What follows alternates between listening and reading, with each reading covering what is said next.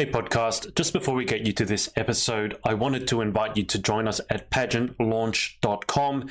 We are starting the world's first dedicated pageant review site, and we want you to join our launch team. All you need to do is put in your email address. It's completely free. We are looking to make the pageant industry safe, transparent, and fair, and we'd love your input on how to do that. So head over to pageantlaunch.com, whack in your email address, and let's get you to this episode. Hi, my name's Aryana Neo and I am Ms. Diamond UK 2018, and here is my interview with the Pageant Project.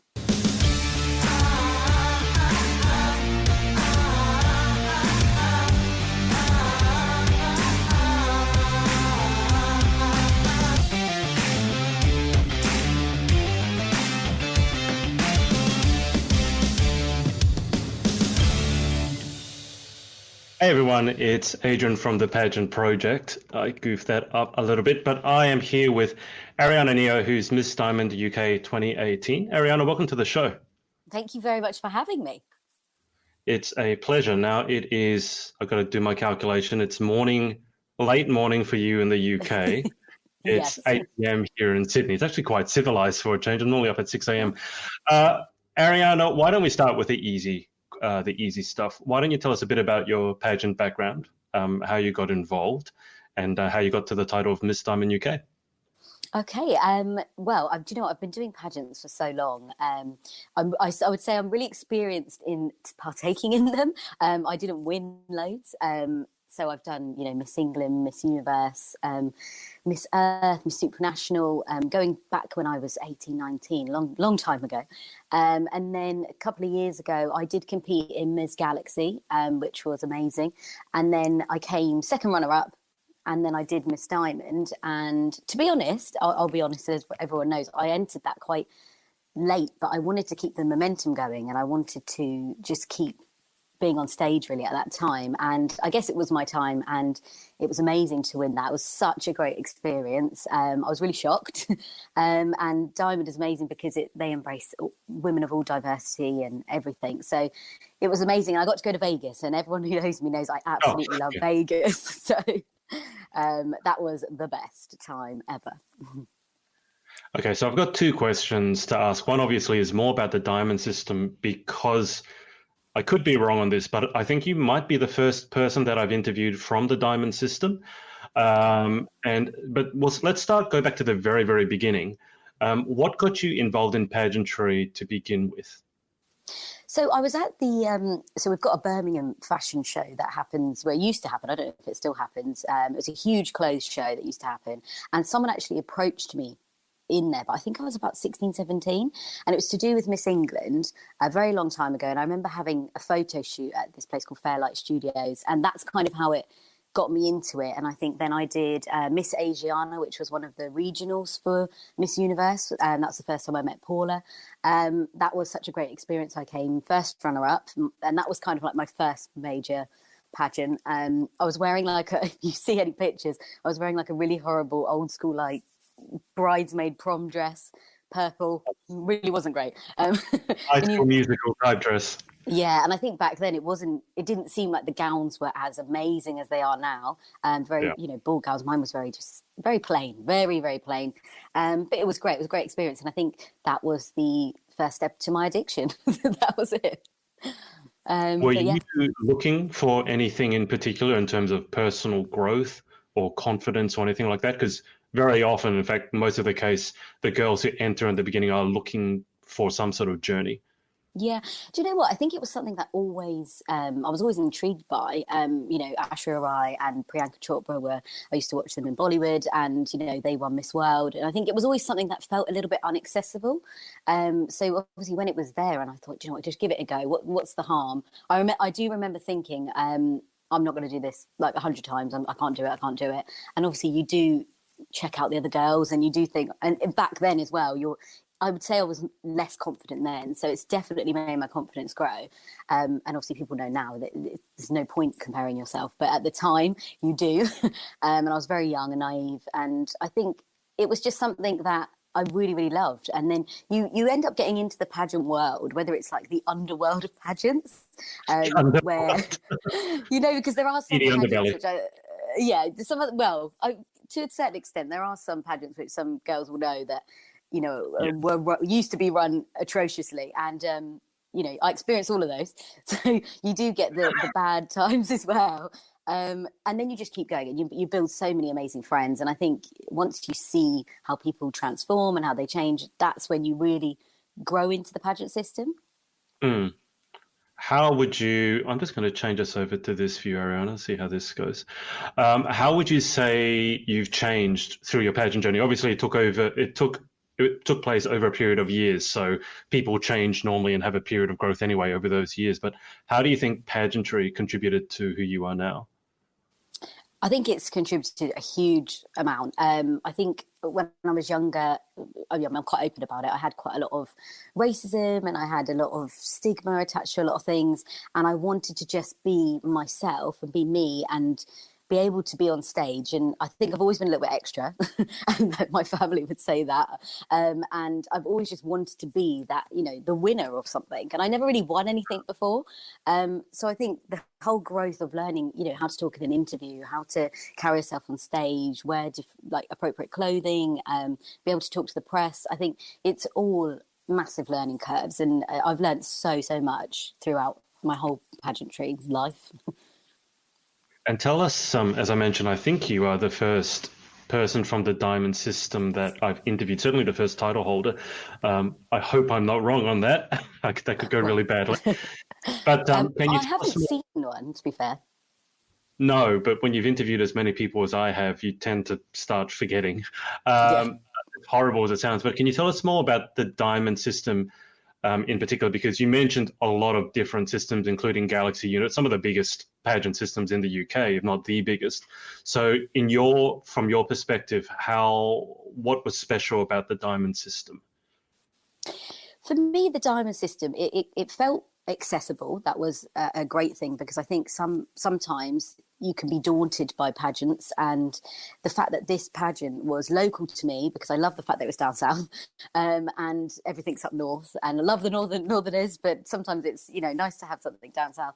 And it was just such a great experience, and everyone's very close knit. So Tina and Danny, the directors, really look after you. And when we went to Vegas, it was absolutely amazing. It was like a family abroad. It was just an experience that you could never ever forget. And I'm sure everyone that does go to internationals has a similar experience. But with Diamond, it was really, really good. They get you like a little treat when you were there. So our treat was to zip line across Fremont Street in Old Vegas, which was one of my bucket lists. So that was amazing. I think some of the other girls, the year after, they went in the helicopter, which is amazing as well. So it's just, there's so many opportunities, and you're meeting all these amazing girls out there. You have the chance to obviously work with a lot of the US people again. Even if you came top 3, you can go back again. And I think you just really, really widen your network, and it's just amazing. Diamond System is really good. And if anyone's not been in a pageant, it's a really good place to start and end, to be honest. Of course. You mentioned ziplining, so I'm assuming that you don't have a fear of heights then. Well, I mean, I will at you the time. don't anymore. No, and I do want to jump out of a plane, but I don't know how and when I'm going to do that. With a parachute, I'm assuming. Oh, yes. Okay, skydiving, just not just jump out of a plane. Guys, I can see a bunch of you watching. So if you haven't seen one of my interviews before, if you comment under this video, if you have any questions or messages of support for Aryana, then not only will she be able to see them, but I'll make sure that she gets them and she answers them. Tell us a little bit more about Vegas. I've been talking with a friend of mine over in the UK who's mad about Vegas. She goes all the time, and I've always wanted to go. How was Vegas? Because I always feel it's a place you either love or you hate. I don't think you can be indifferent to Vegas. I don't know. Before I'd ever been, I'd actually been the year before, and my husband now, he proposed to me there in the Grand Canyon, and I absolutely, I fell in love with it. It was just the best place. And I think you think it's all these things, but actually you can go there, you can go and see, I went to see Celine Dion in concert, and she lives there like as a family with her kids. Yeah. I'm a Celine Dion fan. No comments on that, please. Well, embarrassingly, so am I. Oh, good. We won't be together just yet. Maybe one day. So I saw her in Caesar Palace, but I think she's stopped now, hasn't she? Anyway, another conversation. It was so good, and everything is so big. Like the buildings are amazing.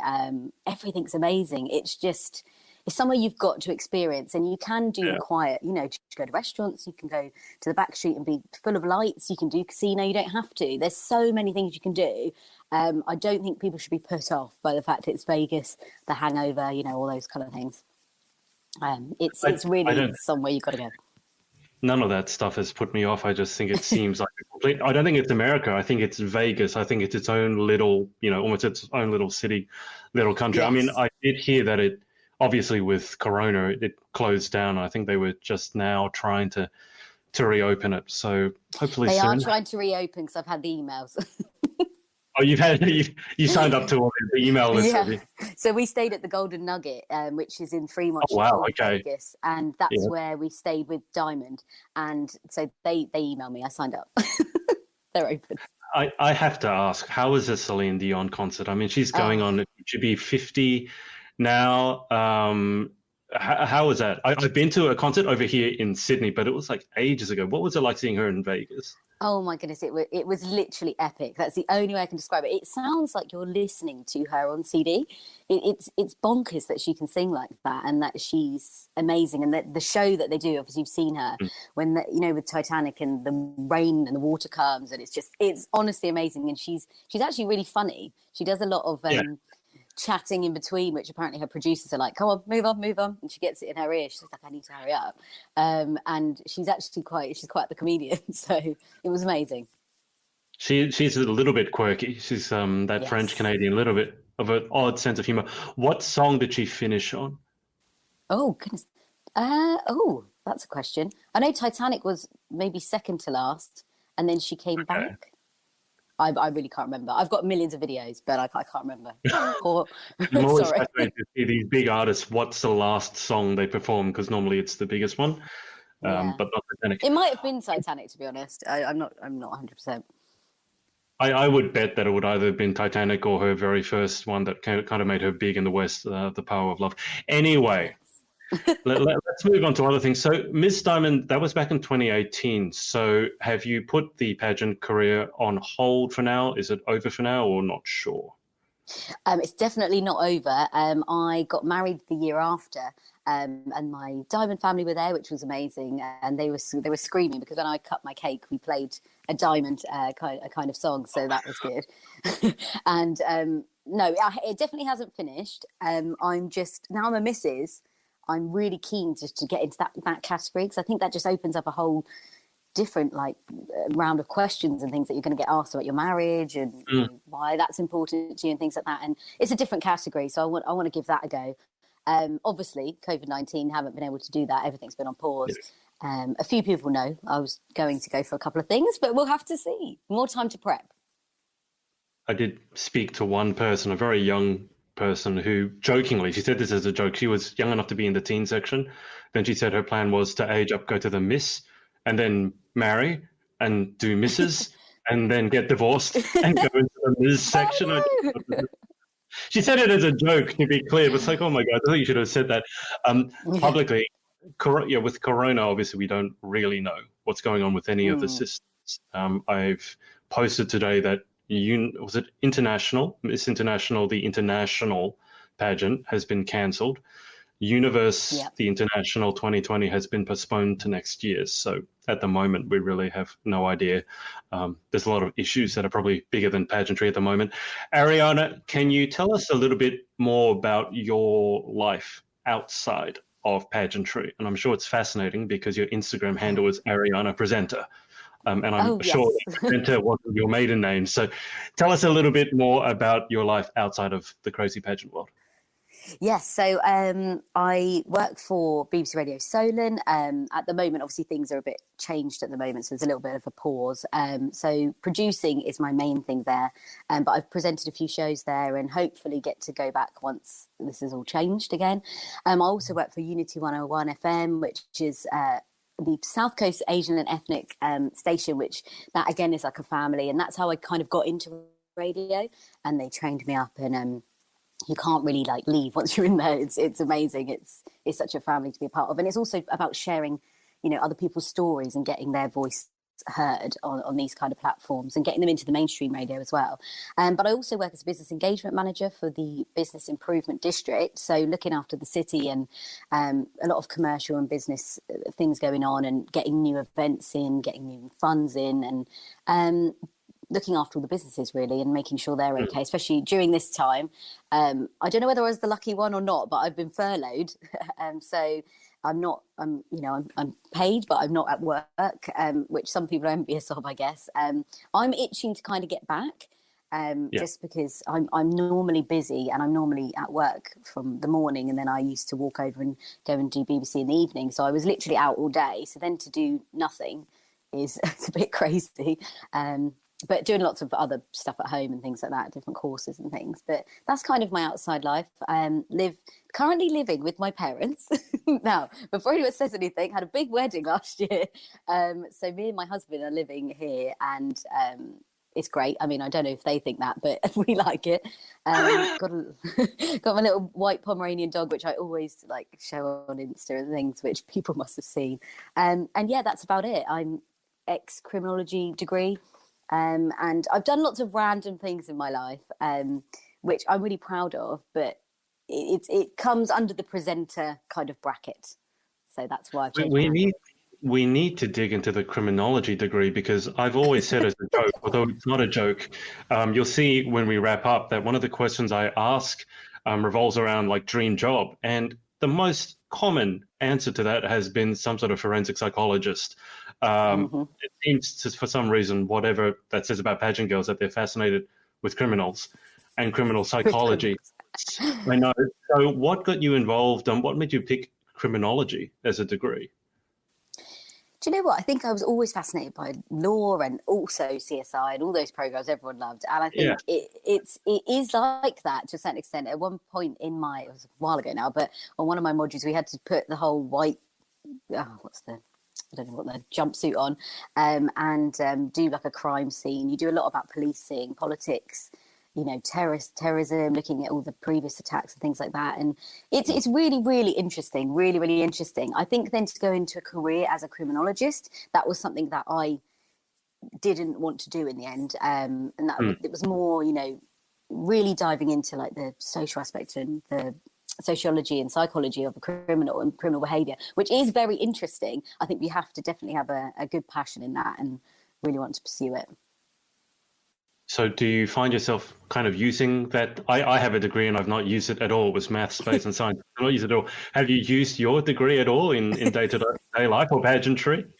Well, I'm not a criminal, because I know it definitely can set you up to do that. It's you do look at things probably in a more open mind, and you can look at the nature versus nurture whole story and how people become that way. And I think it's helped me in the sense of pageantry when it comes to looking at things in a different perspective, or looking at people. And I always look at someone and think, if they're a bit stressed, or everyone's got a story, so you don't know what that is. It could be horrific. And a lot of criminology, if anyone's ever done that, you are watching some horrible crimes that sometimes you may even walk out. A lot of people walked out in some of the lectures. You were allowed to, because they were quite strong. So I think you're definitely exposed to a lot of serious things in that degree. And I think that can definitely help later on, for experience, and also when you meet people and you're hearing their stories. So is it fair to say that nothing in pageant land fazed you if you can deal with criminals and their psychology? And I've heard some graphic stories. I've been told a lot of stories by pageant girls. I've been fascinated, as I told you, by people like Ted Bundy and things like that. Oh, goodness, yeah. Everything in pageant land, by comparison, must seem quite sedate. Oh, it's a walk in the park. No, it's not. Nothing really phases me anywhere. I've got quite a thick skin, so it's just interesting. I just find people fascinating. Yeah, sometimes they're fascinating for good reasons, and sometimes you find them fascinating. Please. Anyway, the work that you said, was it for the Business Improvement District? I can't quite remember the name. Yes, it's called Go Southampton. So I live in a town called Southampton, and they've called it Go Southampton. So yeah, it's Business Improvement District. Right. And I just want to ask you, in terms of businesses, obviously with Corona, a lot of businesses have been hit very hard. A lot have closed. And Australia Yeah, just recently announced that we're officially back in recession for the first time in almost 30 years. So just right. from your perspective, when Corona does end, whenever it does end, how do you see businesses sort of bouncing back, especially the smaller businesses? Mm. Well, I know, obviously, I'm not actually working, but obviously, I can read things and obviously, I Yeah. know what's going on. There is a recovery plan in place for the city, and I'm sure other business improvement districts are doing the same. And I think a lot of small businesses have been hit really, really hard. Some have closed. There were some government finance available to try and help businesses continue. So I think quite a few people have obviously applied for those, whether it's a loan or a grant, I'm not too sure what it is, but anything to try and help them. And obviously it would then be us and obviously the public to just get their confidence back, to go back into the city, to really, make that city thrive again and get everyone to feel confident again. Because I think people will feel anxious, people Yeah. changing their businesses, having the 2 meter apart rule. And I just saw Uber. They had said you can't, no mask, no ride. I saw that. So Oh, wow. things are changing. So I think it's all kind of happening, obviously slowly, and they've been given the heads up. So our big city shopping centre, and they needed a lead up time. So yeah, I think it's definitely hit them hard, and I think it's just about regaining confidence and getting the public back out there. And what is the state of lockdown in the UK at the moment? Because every time I ask this question, It people changes. seem confused. They don't really Yeah. know what's going on. So what's the official word on lockdown at the moment, at least for businesses? Well, I mean, some are opening. I think it's the 15th is when some more can open, so less vital ones. But again, so shopping centres and things, shopping markets, sorry, they're open, supermarkets. But again, you're queuing outside, and I do find it frustrating though, and I've got to say it. Like when I have gone to the supermarket, people literally just come near you, and whether that's because I wear a mask, so I'm one of those. Sorry, I do. I wear a mask, and That's people either come near you because they feel like we won't catch anything because she's got a mask on, whatever. But there's also personal space. Where's the lack? Nobody cares about personal space anymore, and you'd think people would want it a bit more. It's crazy. You see all the drive-throughs that they're all open, and people are queuing down the street for them, which I don't know if they're worth that, but I guess people want them. They want their comforts back.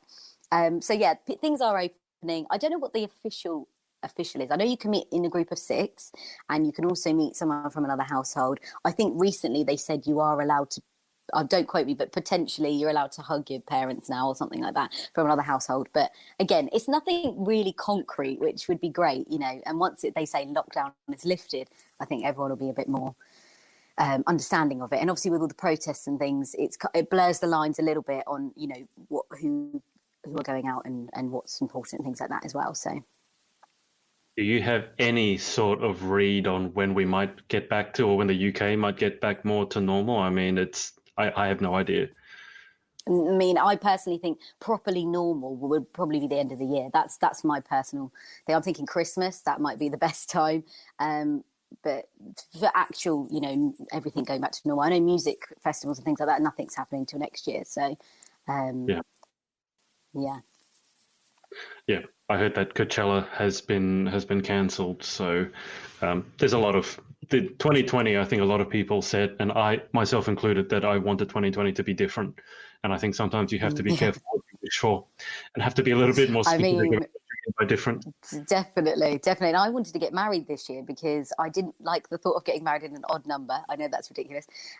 Thank goodness I didn't, because we went into lockdown on the 23rd of March and my wedding was 30th last year. So thank goodness for that. Dodged a bullet there. So you didn't want to get married in 2019. You wanted a nice 2020. I know. I don't know. That makes no sense, but that just sounded better. But as we know, I 2020 has not turned out right. Well, I have a friend over here in Australia. Actually, her plan is to get married on the 10th of October, so 10/10/2020. So you're not the only one who's had particular Okay. dates in mind for the wedding. Not that I know that she's going to be able to go ahead at this rate, but Yeah. yeah, I do think Mm. 2020 sounds better than 2019. Can you tell us more about the work that you do presenting? I know so you're not presenting at the moment, Ariana? No, not at the moment. Studios and things are locked down at the moment. But Right. what I was doing before all of this was I was producing the Early Late Show, which is on BBC Solent, which is a local station, and then also presenting some shows as well, and then also presenting for Unity 101. And normally there's three of us, Veronica, Keisha and I, and we do Vibrant Vibes show every other Saturday. Now what we've been doing, and Veronica's been amazing at it, she's been doing it all from home, so we've been doing interviews on our phones and things like that, and just kind of adapting. So the show is still going, but not in the studio. Right. And what's a lifestyle of a radio presenter like? I know that one of my friends, Natalie Pavlik, who used to be Natalie Pike. Yeah. I know that she does presenting work on radio. And I think there might be another one as well. What's a day in the life of a presenter like? Is it early mornings, late nights? That's what I've heard. For me, it was late nights. Our show on BBC was 7 till 10, so I was there from 6 till probably 10, a little bit later. Then also had my day job, so I was out all day. And then for the week for the community radio station, it's 6 to 8 every other Saturday. So that's a little bit more spaced out. But yeah, you can have obviously a normal life to a certain extent. At the BBC, we had people in the show after us, and they would go on till 1 a.m. So their whole day was completely different. Completely on its head, and they have to just change their lifestyle, I guess. So do you have, before Corona, I mean, Did you have any spare time? It doesn't sound like you did. No, not when I was doing both jobs at the same time. I was going straight to that job and then going straight to BBC, and I'd get back about 10:30, 11, and then I'd see my husband. That sounds terrible. I was going to ask what you do guys. But it doesn't sound like you had any. No, not at that time. So when we went into lockdown, it was almost like, wow, I have loads of free time, and it was like being on holiday almost, but not being able to go anywhere or see anyone. But our house, we've got a few people in this house anyway, so it's been fine. I'm actually getting too used to it, so I'm a bit worried about going back. How I'm going to do that? It's like 1 to 100. Yeah. Have you picked up any sort of new hobbies, or have you done what all the other pageant girls are doing and start baking like it's going out of style? What have you done to keep yourself sane? Yeah, I've definitely done baking. I love cooking anyway, so I've been doing lots of that. I started doing Alexandra's Happy Body, which I know a lot of the pageant girls are in the same group as me, because we saw each other and we were like, oh, all these pageant girls in there. So we're doing hit workouts and trying to force my husband to do them with me, which is it's been quite fun actually to do those.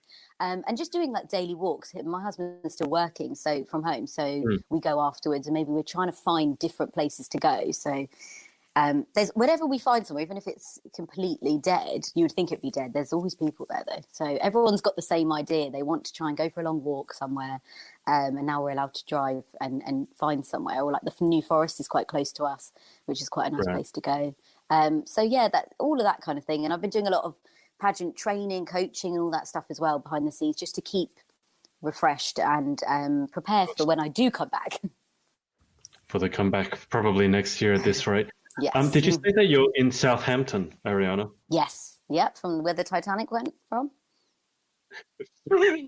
So can you tell me, I don't know if this is of any interest to the people watching, but I'm fascinated by all the different parts of the UK because obviously I don't live there. So can you tell me more about Southampton? What makes it different? What makes it special / unique? Okay, so we are like dead in the centre. So, you've got southeast, southwest. We are literally south. So we've got Southampton specifically has got great docks. I don't know what we've got, obviously the beaches and stuff, but it's more Bournemouth way. Southampton is just dead in the centre. Everyone thinks we're proper southerners, they'd say. You'll hear two kinds of, I'd say, accents. You'd have like Queen's English kind of accent, then you'd have a bit more slangier Southamptoners. And which one is which? Is a Queen's English more south or more north? Oh, it's more south, definitely more south. Yeah. That's what I thought. Yeah, and it's funny because when I speak, even to some of the pageant girls that are up north, all the ones that we all know and love, they were, we compare in how we're talking, and it's crazy, and it's amazing how many people you meet just through pageants. To be honest, not too many. I've met in Southampton. I've met a couple. I've met Ruth is in Winchester, so that's like just up the road. So, but a lot of them, and Romy's in Bournemouth, Dorset way. So, but mainly everyone's up north. Yeah, there do seem to be a lot more up north. I mean, Danielle obviously is down south, and she always says that Yeah, she's sort of down London. there by herself, and she always needs to Yes. sort of drive hours and hours to find anyone. The thing that fascinates me, I don't know if well, maybe for you guys, it's just the work you do on radio you take for granted, but the number of different accents that you guys have, given that the UK Yes. geographically is a lot smaller than Australia. But in Mm. Australia, we tend to all have the same kind of accent. It's just like how extreme an Aussie accent is. Mine is very mild. Then you have, if you go sort of into the outback, the very quintessential, very heavy Australian. Whereas you guys Yes. have your Brummie accent, your London accent, your Yeah, Cockney Brummy. accent, and then you've got the Scottish, then the Irish, and then the Welsh. And do you have any difficulty understanding any of the accents? I still am boggled by every time I speak to someone. I can't wait to find out what their accent's like. Yeah, no, not really. I'm not boggled. I literally am one of them annoying people that I'll hear an accent and then I want to try it. So I'll start doing it and I'll just keep doing it and I'm like, oh my god, shut up! What am I doing? So I love all the accents. I love meeting people with new accents and trying them. Do you But do yeah, I any was good watching. accents? No, let's not go there. I was watching. I always ask. I was watching something Australian the other day. I think it was Border Security. That's how fascinating my life is Oh at the moment. gosh, And the accents I there. haven't watched that. I love it. You see what people are smuggling, and you think, "What are you doing?" It's horror. The show they have, it's always they make it out to be some huge dramatic thing. And normally, what it is, it's very often a Chinese person, and they're bringing in some fungus or some one of them brought raw meat, not a word of it. Oh, It wasn't refrigerated or anything. Raw meat into this country, that's just and madness. their reasoning was like they couldn't get that meat here in Australia. They thought they couldn't get pork here in Australia. And I'm just watching this and I go, I can't stand the stupidity. But It's what brilliant though. you were watching. Do you enjoy that show? Yes, I can't I watch it. really The like level of it. stupidity.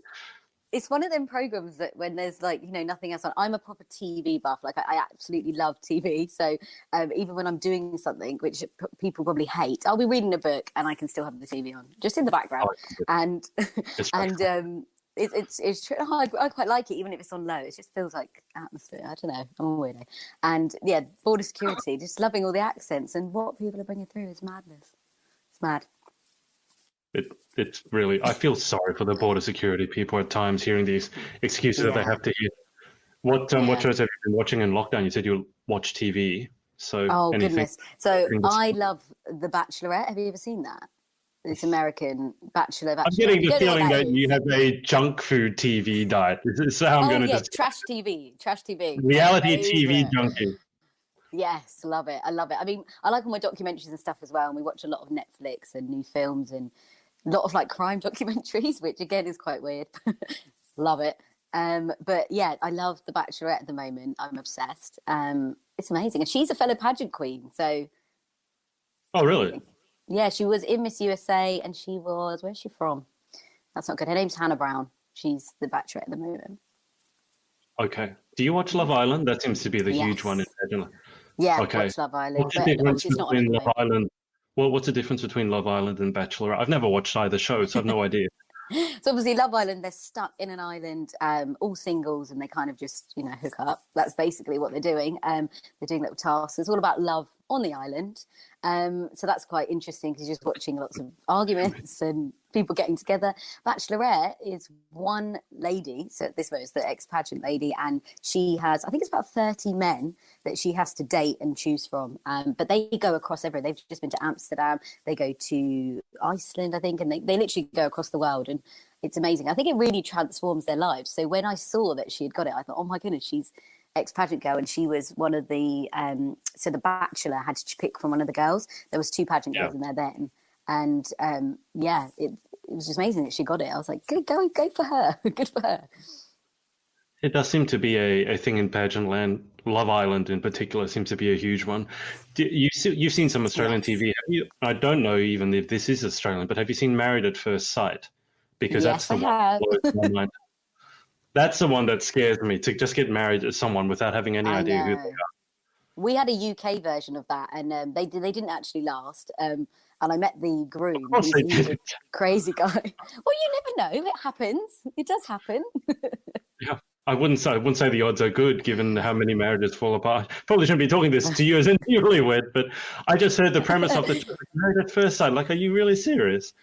Yeah. Well, I mean, unless you believe it, like love at first sight, or I don't know. Back in the day, people used to get matched up, didn't they? So I guess I don't know. Mm. Some people do it as like a not a business transaction. That's a bit of a strong word. I mean, this is who you're marrying, and you just have to make it work. Like it's not. There's no option of divorce and things like that. And I think a lot of people still think like that.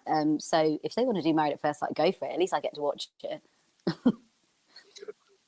Yeah. Okay. All right. It sounds like an interesting diet that you have on the TV. Aryana, we always wrap up with the same 10 questions, but before we wrap up, I'd like to give you guys a chance to do shout outs. So is there anyone that you want to give a shout out to for supporting you along your journey, whether it's pageantry or just life in general? Oh, goodness. Oh, now I've got loads of people to shout out. So definitely Danielle. She's been amazing. Beth, amazing as well. Who else? Zara Morgan's been absolutely amazing. Even people like Holly and people, my directors Tina and Danny, like they've all been really supportive, and all my sister queens from Diamond. I'm still in touch with the majority of them, and it's just great to see what they're doing. And then I've got to give a shout out to my husband purely because he's probably watching in the other room with my dog. So yes, and that's about it for shout outs, I think. Nigel Batten, I don't know if this is someone that you know, but he has said, Yes. looking great, Aryana Neo.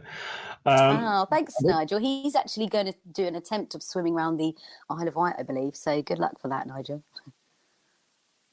Wow, that's not something that I would think of doing. What does your know. husband make of the whole pageant thing? Oh, that's a question. And hopefully, because I know he's watching, so I have to be diplomatic.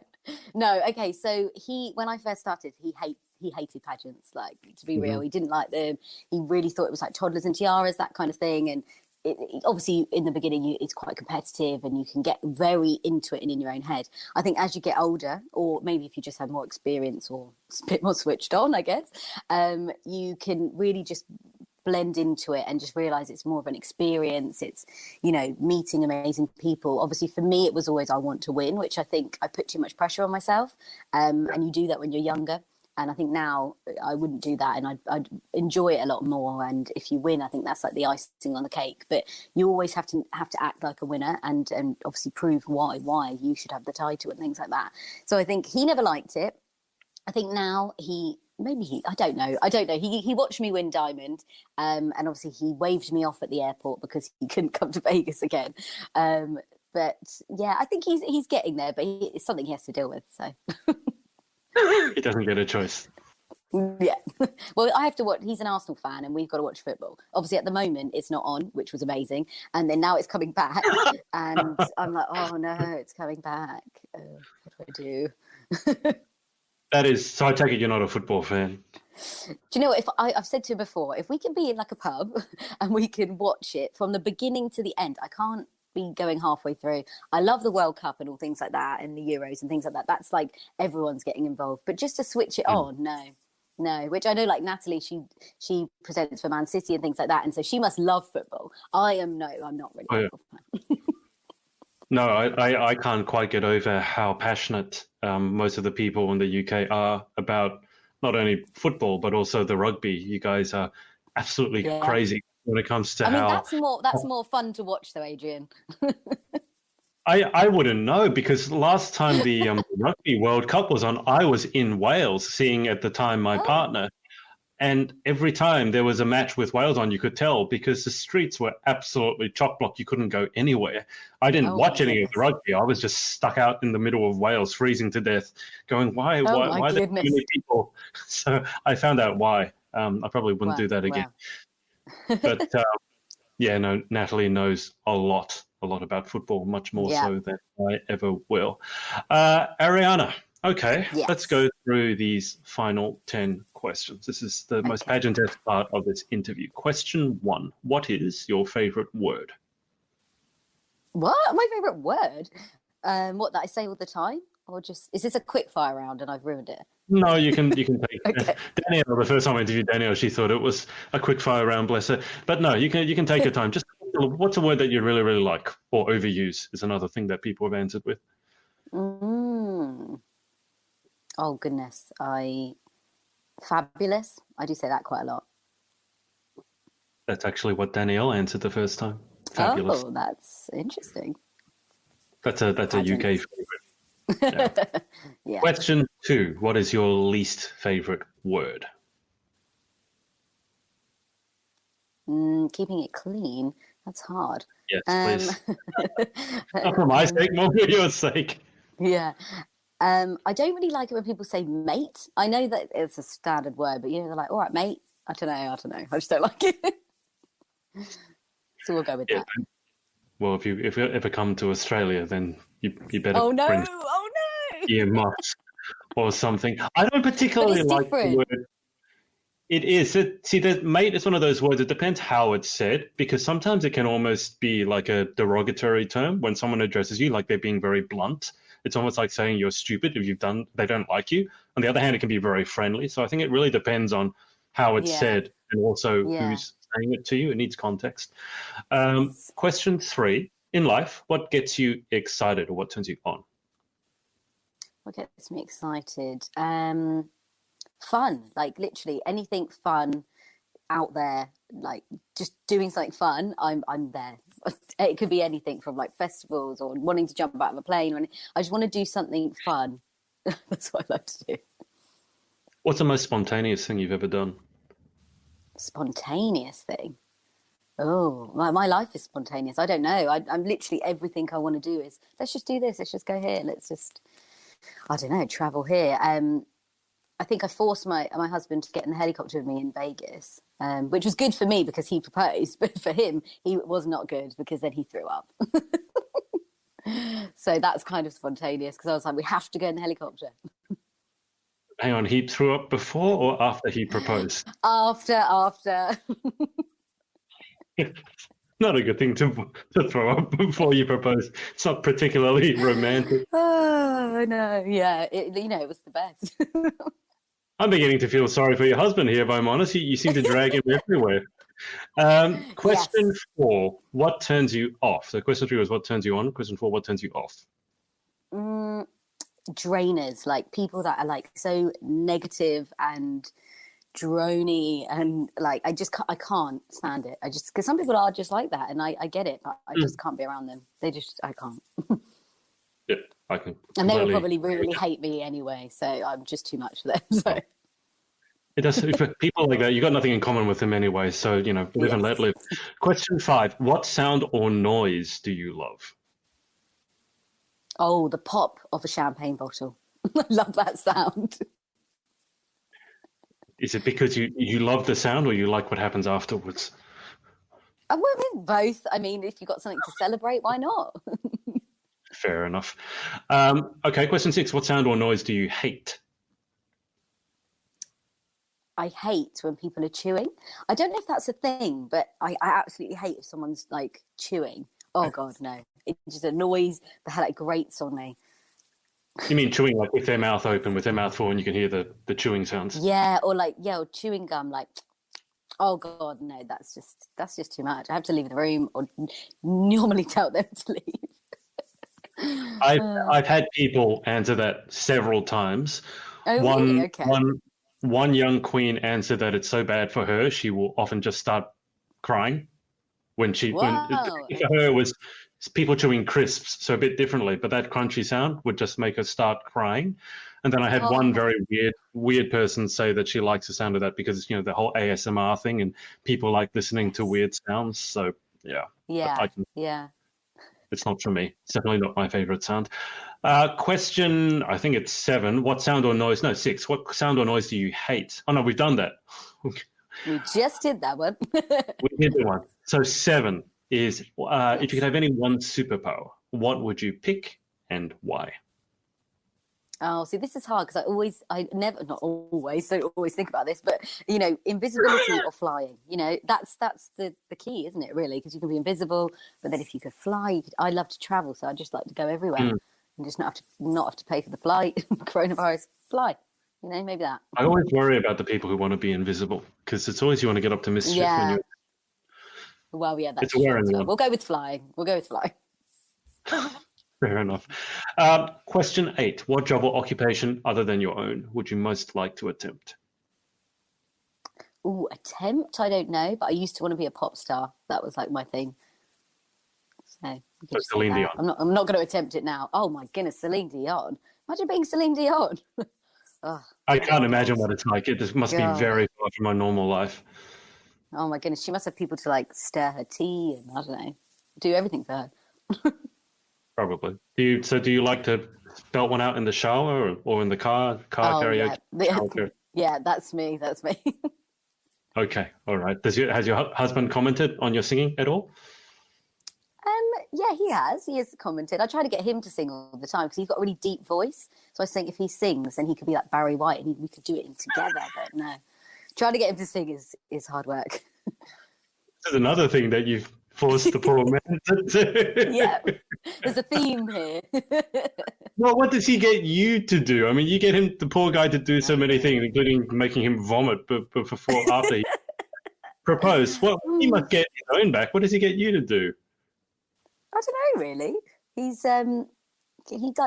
likes his own space. We're like completely opposite. He's very like he likes his downtime. Like that's his thing, really. He has his own things, but we'll keep them off camera. Okay, all right, enough said. Question 9: What job or occupation would you definitely not like to attempt? Oh, that's a hard one.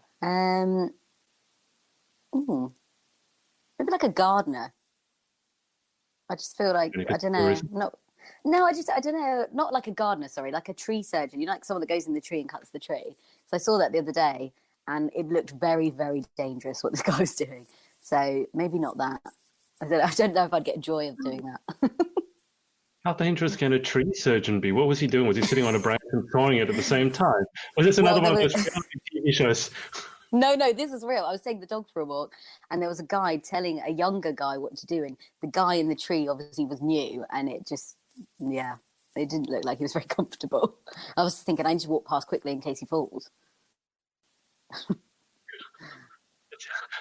I've never thought of tree surgeons being a particularly difficult job, but I'll have to take your word for it. I mean, I think some people.